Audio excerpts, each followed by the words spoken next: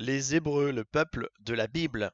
Les premiers Hébreux étaient des bergers nomades qui se déplaçaient à l'intérieur du croissant fertile.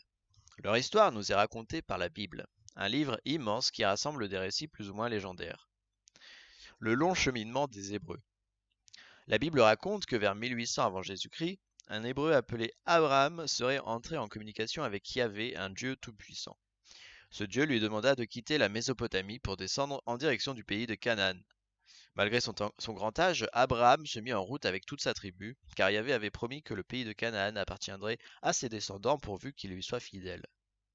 Ce fut la première alliance entre Yahvé et les Hébreux. Plus tard, un arrière-petit-fils d'Abraham, Joseph, se retrouva ministre d'un pharaon d'Égypte. Il fit venir les Hébreux en Égypte. Ceux-ci y passèrent plusieurs siècles de vie heureuse installés dans le delta du Nil, pays de Goshen. Puis un pharaon les contraignit à faire de durs travaux. Vers 1300 avant Jésus-Christ, Yahvé se serait révélé à un Hébreu appelé Moïse. Il lui donna pour mission de ramener son peuple dans le pays de Canaan. C'est l'Exode. Guidés par Moïse et par Yahvé, les Hébreux franchirent miraculeusement la mer Rouge et atteignirent le désert du Sinaï. Là, Yahvé renouvela l'alliance conclue jadis avec Abraham. Sur le mont Sinaï, il remit à Moïse les 10 commandements gravés sur les tables de la loi. Ces tables furent mises à l'abri dans un coffre de bois et d'or, l'arche d'alliance. Après avoir erré dans le désert pendant 40 ans, les Hébreux arrivèrent enfin en vue du pays de Canaan, la terre promise par Yahvé. Moïse, âgé de 120 ans, l'aurait seulement aperçu avant de mourir. Les Hébreux en Palestine. Le pays de Canaan, appelé aussi Palestine, était un petit territoire situé entre le fleuve Jourdain et la mer Méditerranée. Il était habité par les Cananéens et par les Philistins. Pour les combattre, les tribus des Hébreux s'unirent sous la direction de chefs comme Samson, trahi par Dalila. Vainqueurs, les Hébreux furent ensuite gouvernés par des rois. Saul, 1040 à 1010 avant Jésus-Christ, David, 1010 à 970 avant Jésus-Christ, et Salomon, 970 à 930 avant Jésus-Christ.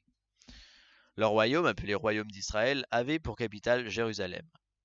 Vers 950 avant Jésus-Christ, le roi Salomon y fit construire un temple afin d'abriter l'arche d'alliance.